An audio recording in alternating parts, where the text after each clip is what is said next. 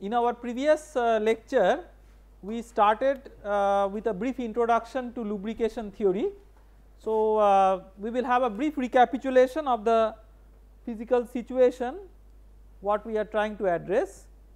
So, let us say that there is a passage where the lateral length scale is much less than the axial length scale, and let us consider this example where the top wall moves with a velocity relative to the bottom wall, and that velocity may be arbitrary with the velocity components along x and y. So, the situation is two dimensional, and one of the important hallmarks of the particular arrangement is that the existence of a physical small parameter. The small parameter is in this particular case the ratio of the transverse length scale to the axial length scale. So, with this arrangement, let us try to see that how we can physically describe this arrangement through governing equations. So, let us come to the board and explain, try to explain that. So, the physical situation, let us draw a schematic that you have two walls and you set up your x and y axis like this.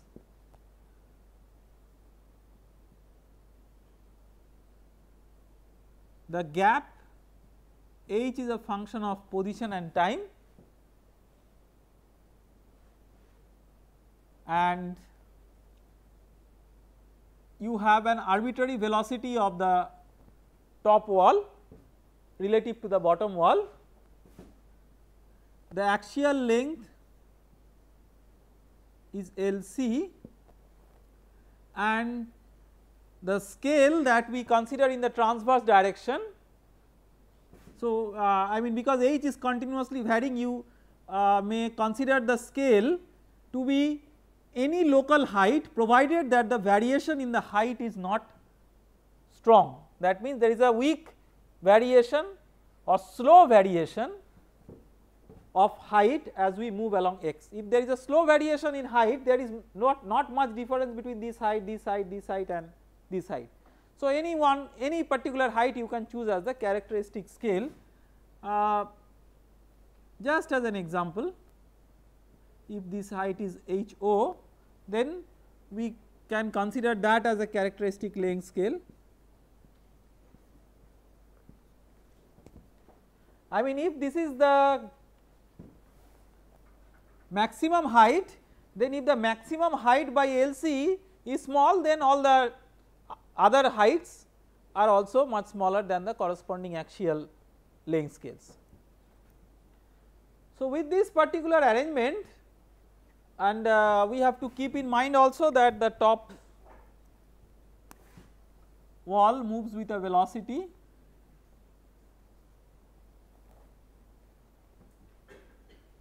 v, and as we discussed yesterday that we will indicate the dimensional quantities with prime and non-dimensional quantities without prime. So, that we will consider here,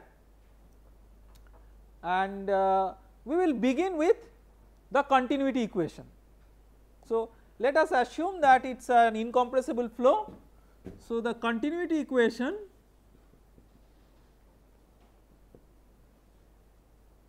for two dimensional incompressible flow.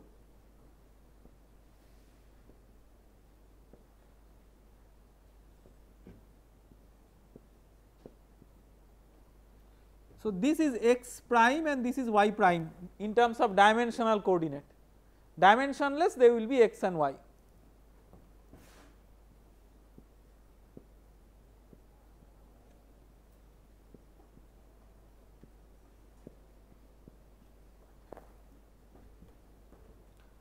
So, let us describe the orders of magnitude of various terms. So, what is the order of magnitude of this? let us say that the characteristic scale is uc, characteristic velocity scale is uc. Now what is uc we do not know, because it depends on the physics of the problem that what is the characteristic length scale. If the characteristic length scale is what is the characteristic velocity scale? Characteristic length scale is described by the geometry, but characteristic velocity scale is described by the physics of the problem. So if the top plate velocity is the dominating physical influence, then its velocity along x will be the characteristic scale. However, if there is some body force which is dominating towards dictating what is the velocity, then there will be a velocity scale dependent on that body force. We will see that how that can be obtained. So at this stage uc is totally arbitrary, it depends on the boundary condition or the physics of the problem for us to decide that what is the appropriate choice of uc. Okay. So this scales as uc by lc, where you do not know a priori what is uc. This scales as what? Say this is Vc by H naught. So as we have discussed earlier that these two terms, they must have the same scale so that the net effect is 0. So that means Vc by H naught is, you can say, is of the order of uc by lc. That means Vc is of the order of uc into H naught by lc. H naught by lc we denote by epsilon. So Vc is equal to epsilon into uc. So that if epsilon is small, that means there is one dominant flow direction. That is also another hallmark of the lubrication theory, that you have a dominant flow direction, because the dominant flow direction is dictated by u and not by v. However, you cannot trivially neglect the momentum transport along y because of maybe possibility of existence of a pressure gradient, maybe due to body force, some body force may be there, and also I mean you may have some sort of motion along y because the plate is being pulled or pushed vertically upwards or downwards, that might be a possibility. So either the kinematics or the kinetics may decide that there may be some significance in the momentum transport along y, although the velocity component along y is significantly less as compared to the velocity component along x. Okay. So this is what the continuity equation gives. Then let us write the x momentum equation.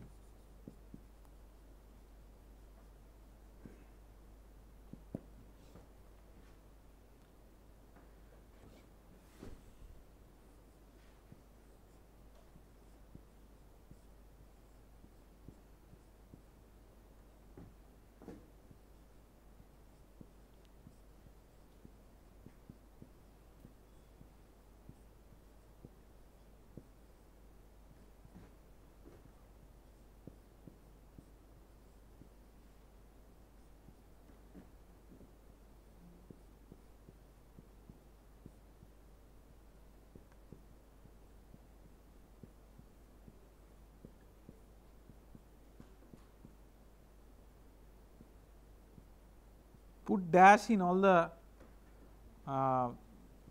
parameters just to indicate that they are dimensional parameters.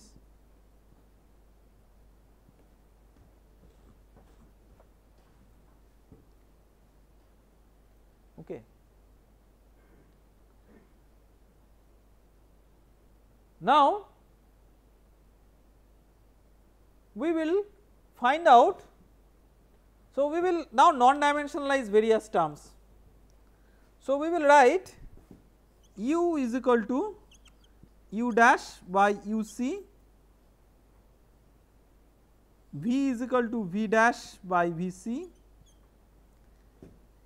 x equal to x dash by LC, y is equal to y dash by h naught, p is equal to p dash by pc,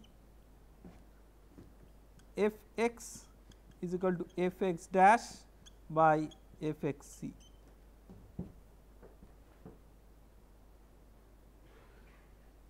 I am trying to derive a very general formulation where whatever body force may be there is present, and so the normalization factor for the body force depends on what physically it is.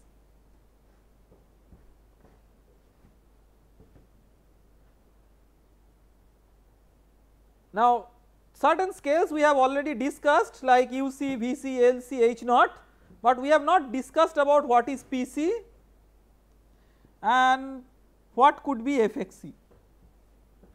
What could be FXC depends on what is actually acting as a body force along X. So in a general treatment it is difficult to prescribe what could be FXC, but it is possible to prescribe what is PC, and we will try now to find out what is an appropriate pressure scale. That is one of the key parameters in the lubrication theory. So now let us one thing we have not yet done, the time t is equal to t dash by Tc.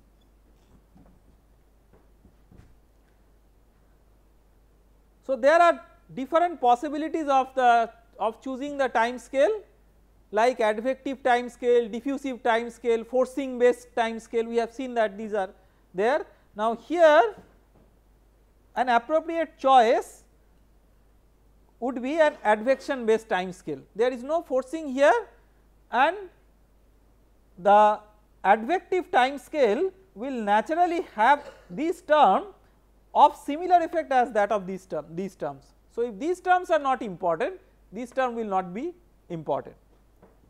So the advection time scale, so what is Tc then?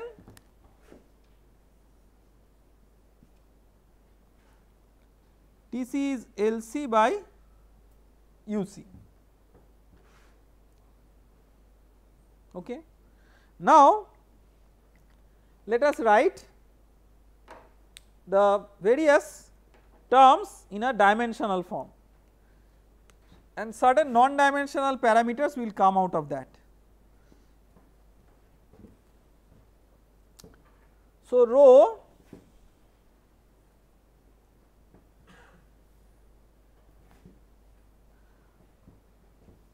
what will be this term? Uc by Tc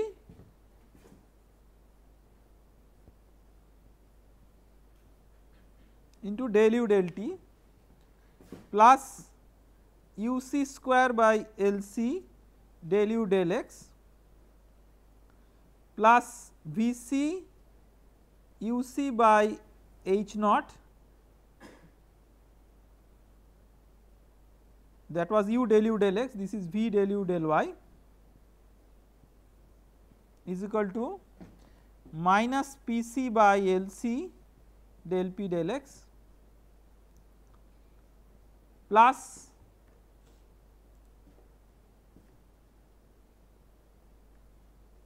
mu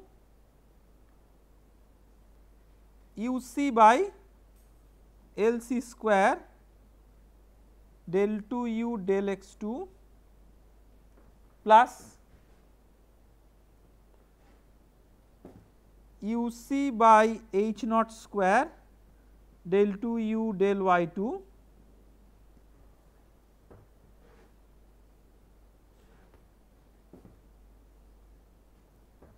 plus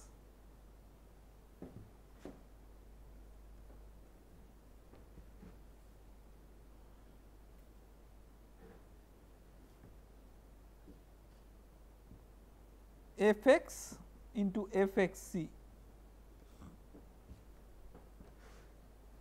right.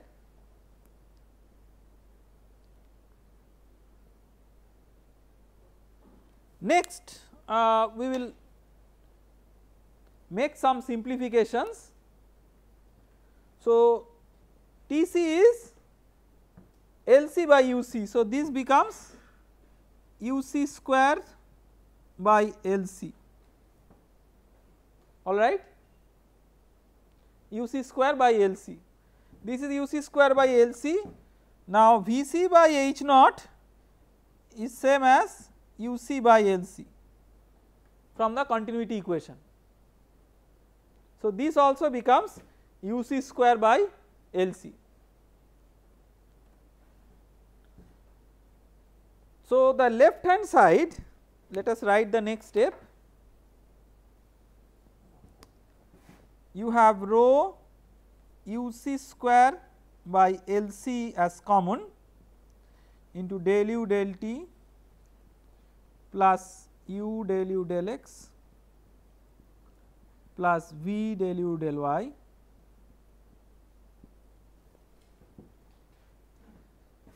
is equal to minus Pc by Lc del p del x plus mu Uc by H naught square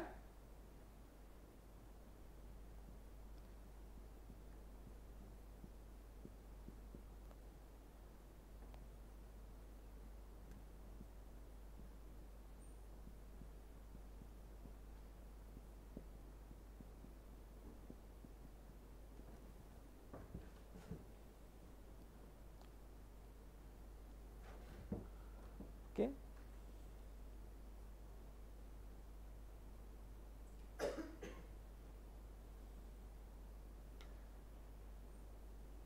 Next, maybe let us utilize the top part of the board. So, when we are writing these equations, what appears to be a small parameter to me is the size of the board, because I mean whatever you write, it does not fit either in the left or in the right or in the top, in the bottom. So, that is at least one small parameter. Now, let us continue with this equation in the top.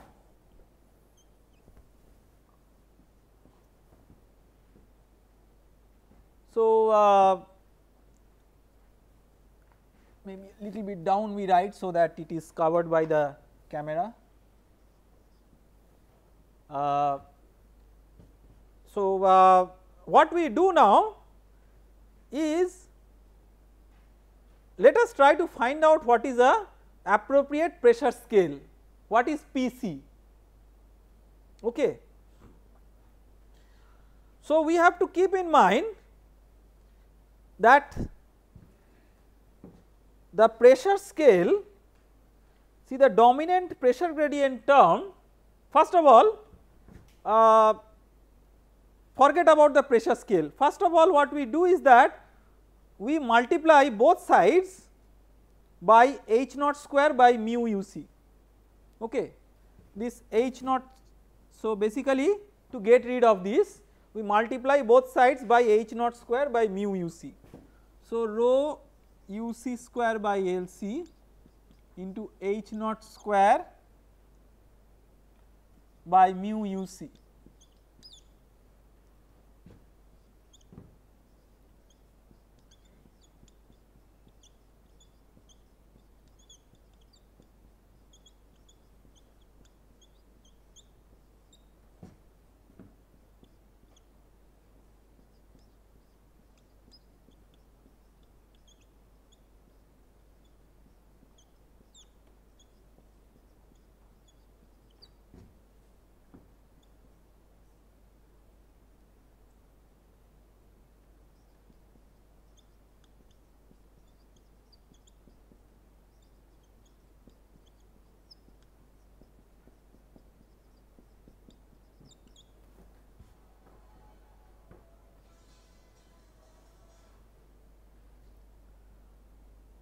Now, let us look into various terms.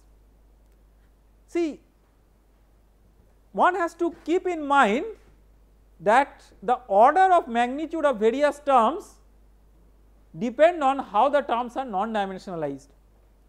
For example, see there is a key difference between normalizing with an appropriate scale and any non-dimensionalization. For example, in the problem that we have been discussing, you could non-dimensionalize y as y dash by LC as well, right, because LC is also a length, but that is not a proper normalization, that is not a proper scaling based normalization, since y dash its range is from 0 to h0, not 0 to LC. So, if you normalize a variable with its range, then the dimensionless parameters are constrained to be within 0 to 1 in terms of order. When the dimensionless parameters in terms of order are constrained to be within 0 and 1, then all their derivatives are also constrained to be within the order of 0 to 1. So, that means you can safely say that this is of the order of 1. If this is of the order of 1, you can now quickly converge to a conclusion that this is of the order of epsilon square, sorry, not epsilon, of the order of epsilon square.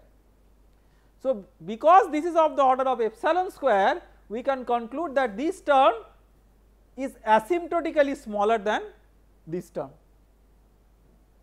So, whenever you are considering an asymptotic expansion formally, this term will not come out to be important, but from physical arguments you can tell it without doing any asymptotic expansion.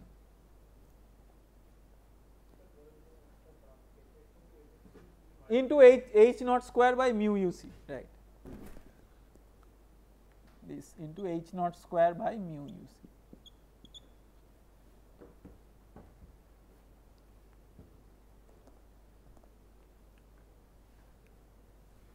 The next observation is that in a situation where this term is of the order of 1 and there is a competition between viscous force and force due to pressure gradient, an appropriate choice of the pressure scale should be such that this is of the order of 1, so that you will get a term like just dp dx. So, this gives a choice for Pc. So, what is Pc?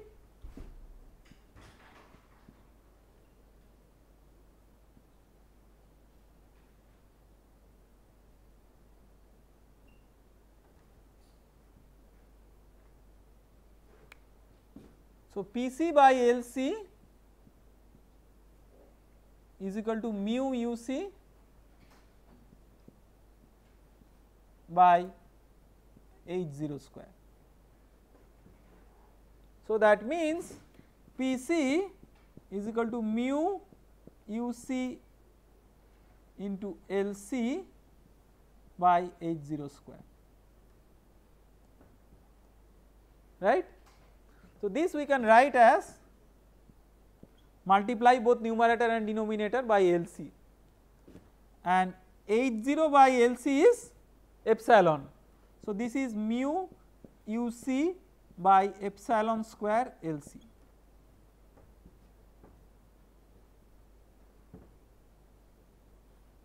Okay.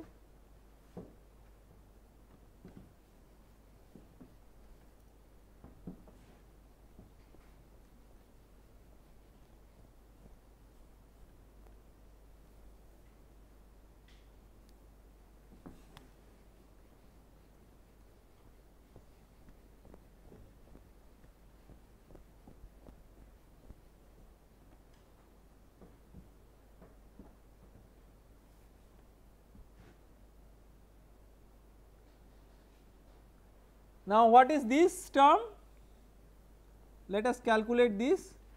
This is rho uc into Lc by mu into h naught by Lc square, right. 1 uc gets cancelled. So, 1 uc into Lc by mu into H naught by L C square. So, what is this? This is nothing but the Reynolds number based on L C, and this is epsilon. So, this is epsilon square.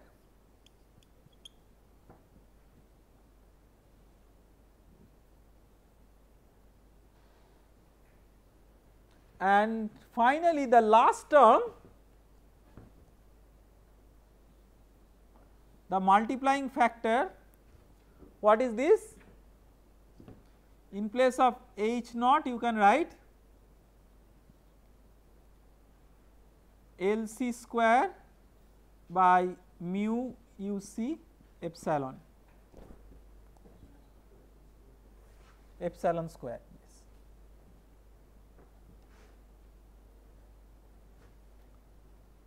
So, the final equation in terms of epsilon is Reynolds number into epsilon square del u del t plus u del u del x plus v del u del y is equal to minus del p del x plus epsilon square del 2 u del x2 plus del 2 u del y2 plus fxc into LC square by mu u c epsilon square.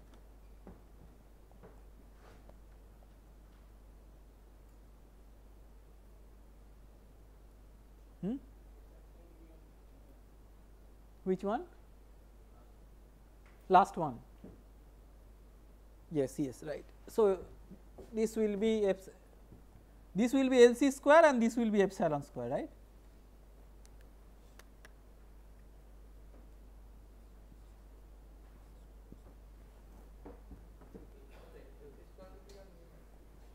Oh, sorry, yes, epsilon square LC square, right. So, this is epsilon square will be in the numerator, right, epsilon square LC square. So, now can you tell from this equation just by looking without making any mathematical treatment or anything that which terms have potential importance relative to the other terms, or which terms are potentially less significant as compared to the other terms. See, here you have certain terms which are of the order of epsilon square, and epsilon being small, order of epsilon square will make it significantly smaller as compared to order of 1, right. So, this term and this term,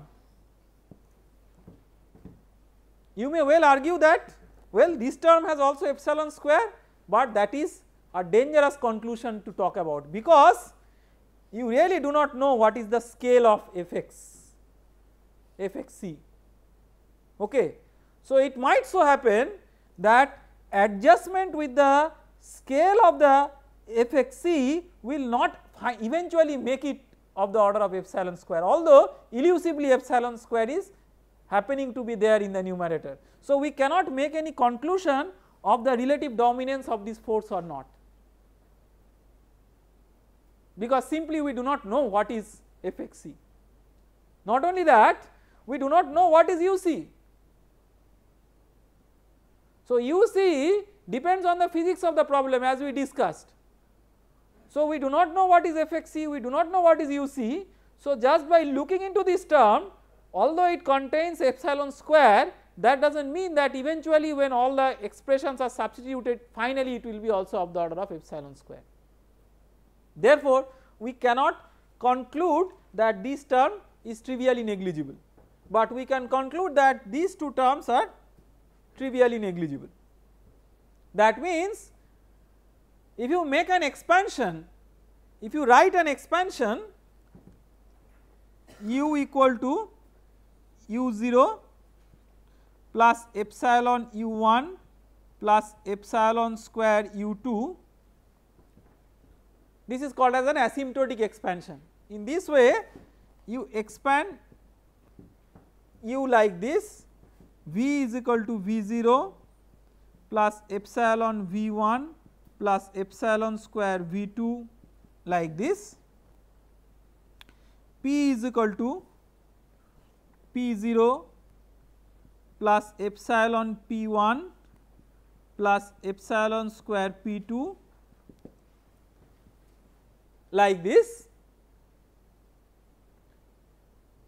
You may well argue that if we make this asymptotic expansion, how will we ensure that this expansion is justified? This expansion is justified only if there are two possible, I mean two important constraints that are obeyed. One, epsilon is small, that we have ensured. The other is that these parameters u0, u1, u2, these are constrained to be within 1, and that is ensured by considering appropriate scales for normalization, and that is why we are actually doing it in a dimensionless form. Otherwise we could have worked on this with a dimensional form as well, but the dimensionless form gives us this possibility that we are dealing with individual parameters which are of the order of 1.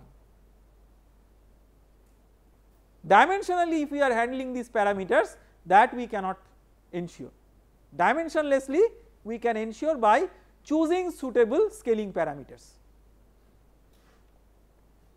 Okay. So now if you substitute, you will see, just let us do it mentally, because if we, I mean this board does not give me enough space of writing all these expansions. So let us just do it mentally, and from that we can figure it out. So here you will get u0 plus epsilon u1 plus epsilon square u2, just substitute in place of u0 plus epsilon u1 plus epsilon square u2 for V also like that, for P, P0 plus epsilon square plus epsilon P1 plus epsilon square P2, for U also like that. Okay. So when you do that, you will see that the dominant terms of the order of 0 will be what?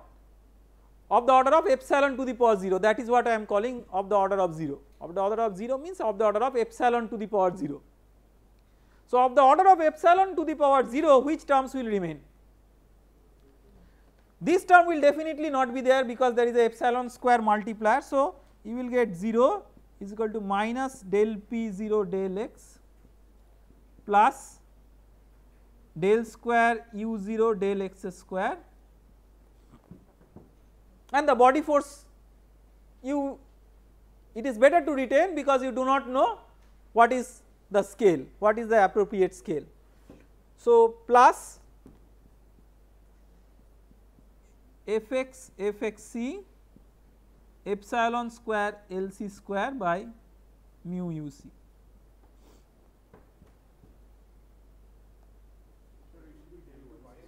Y square, right, del y square.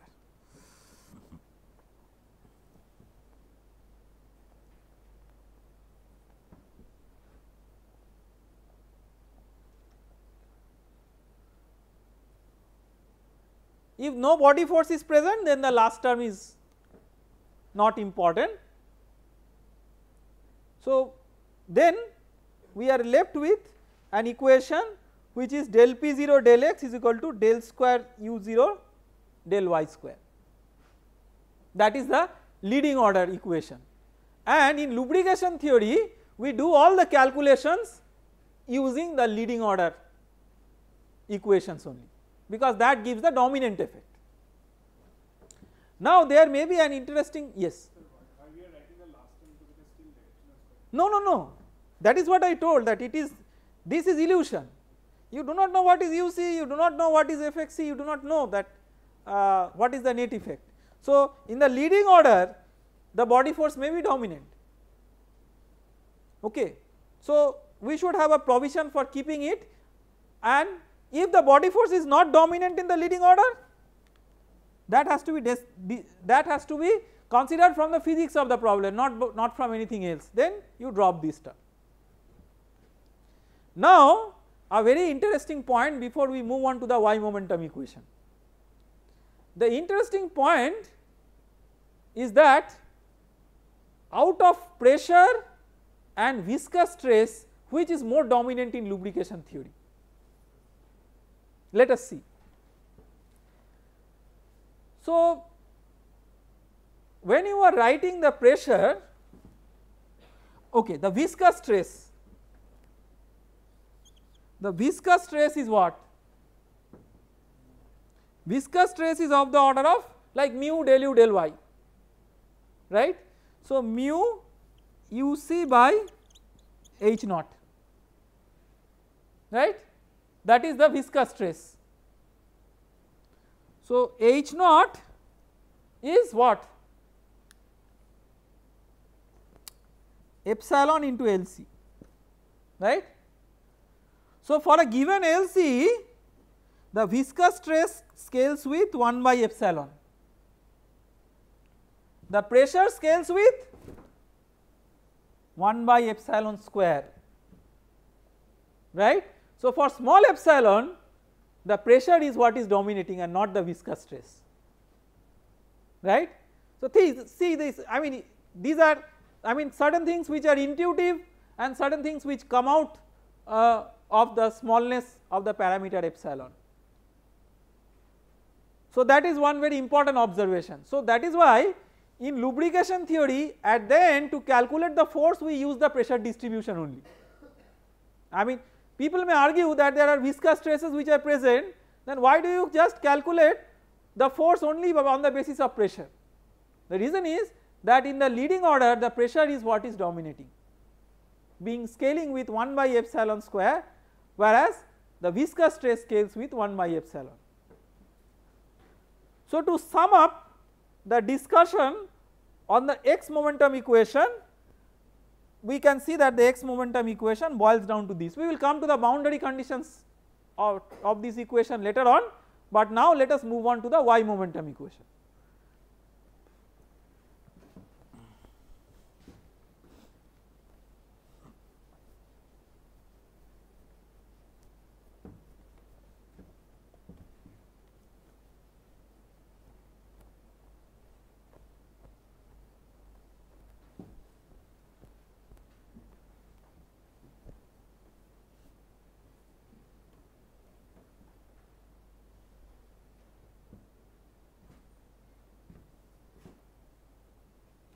Y momentum.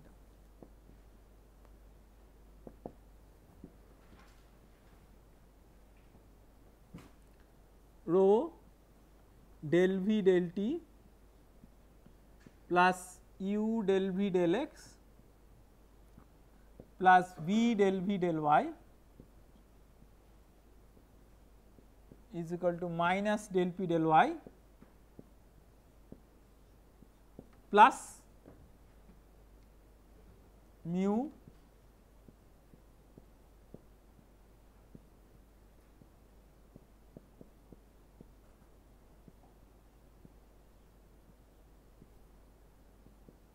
we will add a dash to all the terms, this is the dimensional form.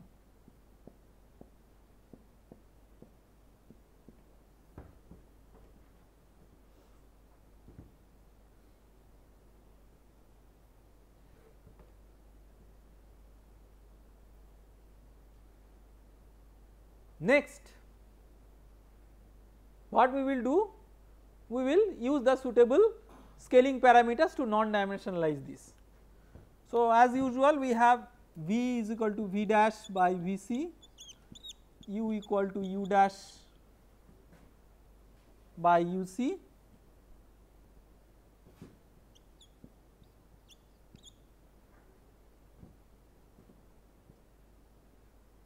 then x equal to x dash by xc, y is equal to y dash,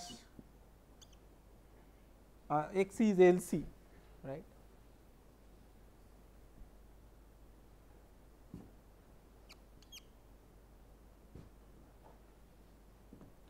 y is equal to y dash by h naught, t is equal to t dash by t c, p equal to p dash by p c, and f y is equal to f y dash by f y c.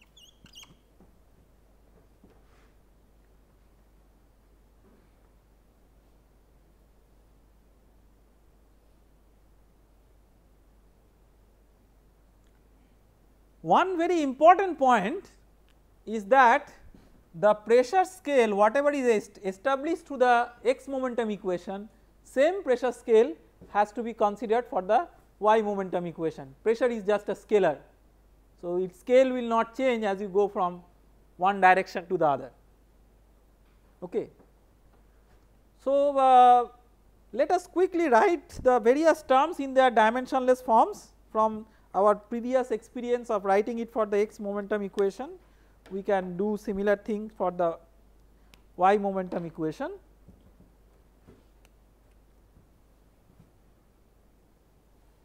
So, rho, see how do you do these things quickly, just it is very important to learn how to do these things quickly without getting into like writing all the derivatives and all. See, this term will be u scale into v scale by x scale, right. So, and by using the continuity equation and the advective time scale, all the terms will have the same coefficient at the end. So, we write that u c into v c by L c into del v del t plus u del v del x plus v del v del y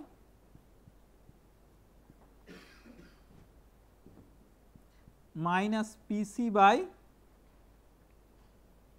what h naught del p del y plus mu v c by h naught square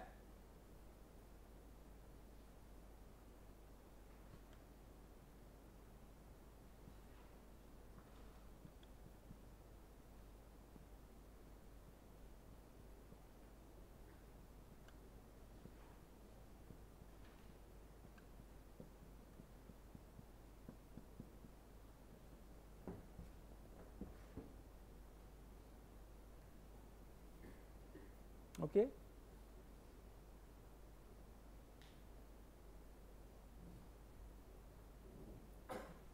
Now what is PC?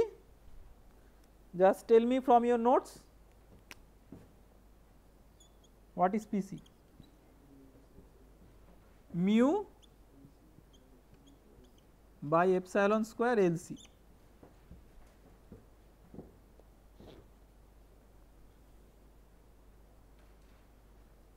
So, the next step what we will do? We will multiply both sides by h naught square by mu v c, right, just the same way as we did for the x momentum equation. So, it becomes rho u c v c by L c into h naught square by mu v c.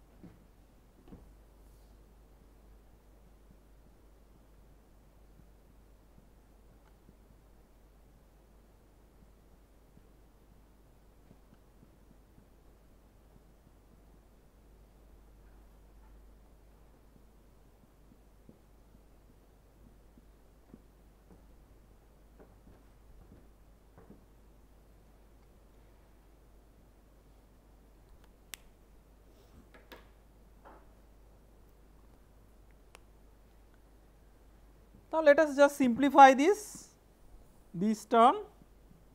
So, rho UC, VC is UC into epsilon. So, UC square by epsilon LC, anyway one VC gets cancelled out, right. So, we do not have to care about this VC, this VC gets cancelled out with this. So, rho UC into epsilon square LC by mu. So, that is equal to what? Reynolds number into epsilon square, right. All right, this is. Then let us come to this term. Oh, we have not written del p del y, right. Let us write del p del y was missing here.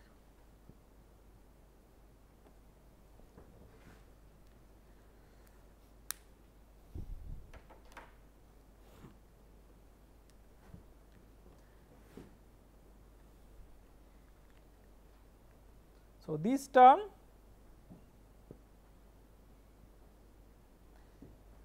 is mu UC 1 H naught gets cancelled, 1 H naught by epsilon is okay, mu also gets cancelled.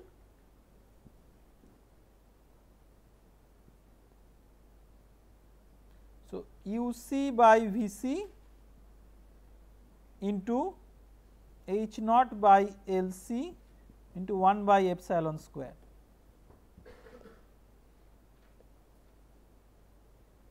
right. So, UC by VC gets cancelled with H naught by epsilon.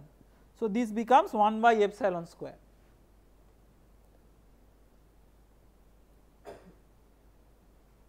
And the last term, if you want it, you can simplify it, it will not make much of a difference so far as what we are doing currently, because we have not assumed any body force, but just for the sake of completeness, this H naught square is LC square into epsilon square and VC is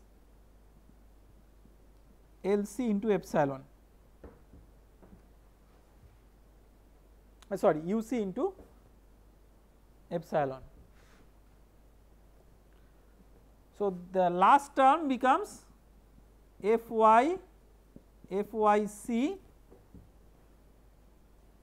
into LC epsilon by mu, sorry, LC epsilon square by mu UC.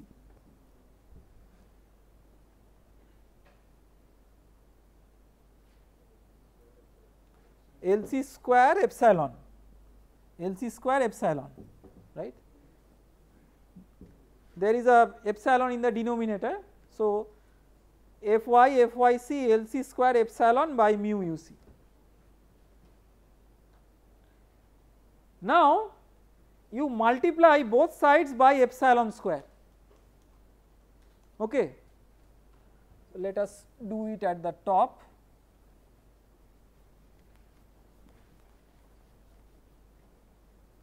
You multiply both sides by epsilon square. The reason is 1 by epsilon square has come here. So, just to bring it in the left hand side. So, you have Reynolds number into epsilon to the power 4 del V del T plus U del V del X plus V del V del Y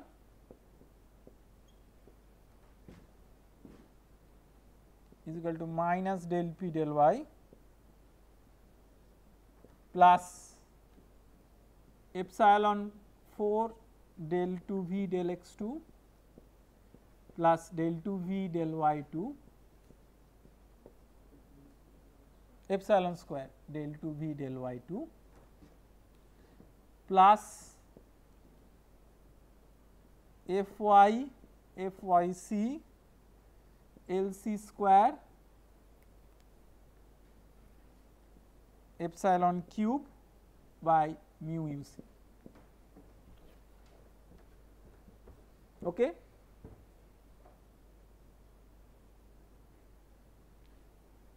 Next, what we do? we make an asymptotic expansion u equal to u0 plus epsilon u1 plus epsilon square u2 like that, v equal to v0 plus epsilon v1 plus epsilon square v2 like that, p equal to p0 plus epsilon p1 plus epsilon square p2 like that.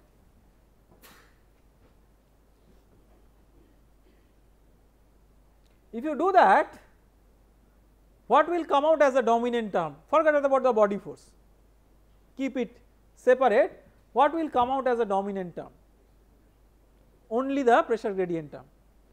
So, the consequence of this, if you neglect the effect of this term, is simply this one.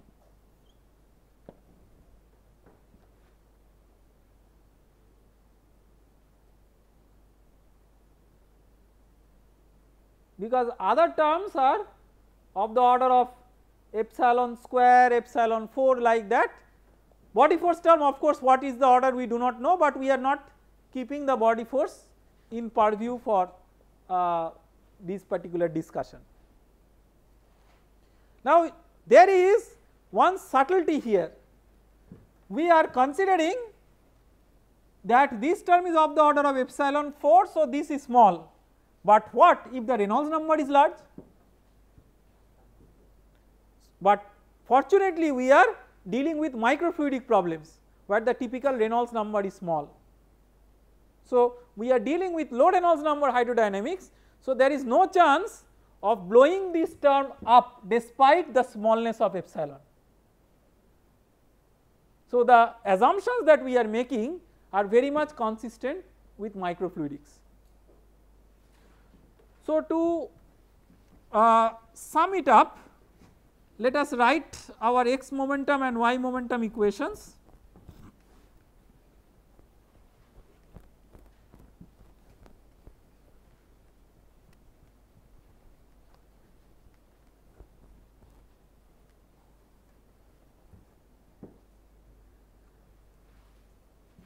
So, you have 0 is equal to minus del p0 del x plus del 2 u0 del x2 sorry del y2 and 0 is equal to minus del p0 del y, if you are not considering body force.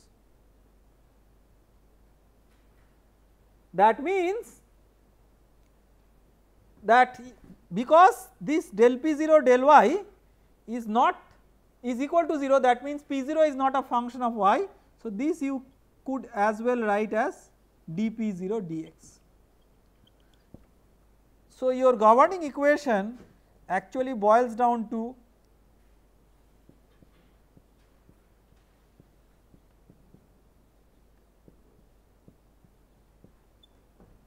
this one, okay, in absence of body forces. Remember this. What are the boundary conditions? Now, let us just draw the sketch that you have two boundaries.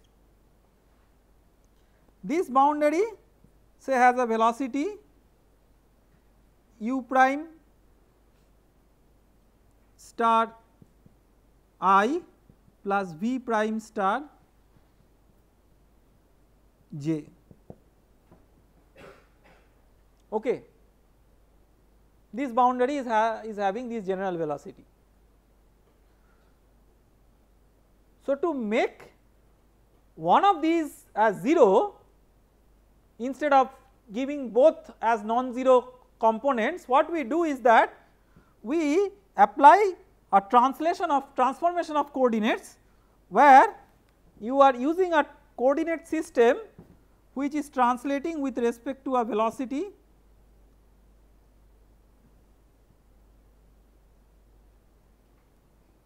u star prime along the x direction, and we fit that coordinate system with the bottom plate. Okay. So, with respect to this will become 0, one of the components will become 0. Now if this be the case, then what are the boundary conditions?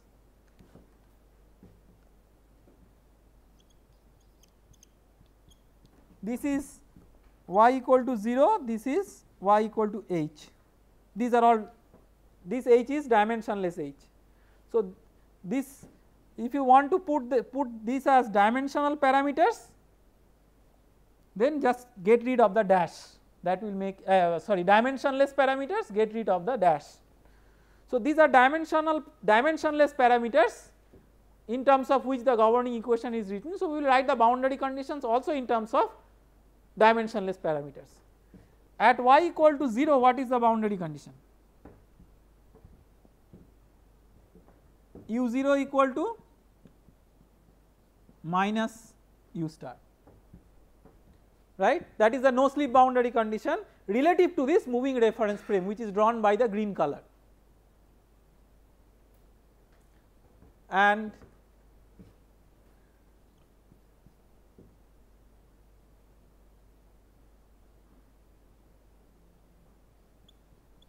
at y equal to h, what is u0? 0. See the description of, see one of the boundary conditions we have made 0 by using this transformation, and this does not depend on what is V at that boundary.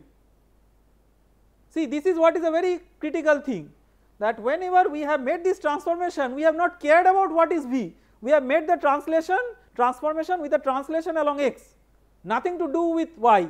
Why? Because in the leading order equation V has never appeared.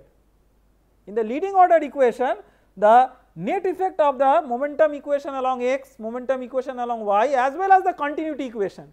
The continuity equation we have forgotten its role, but its important role is to set up the scales for u and v, the relation between Vc and Uc, that is set up by the continuity equation.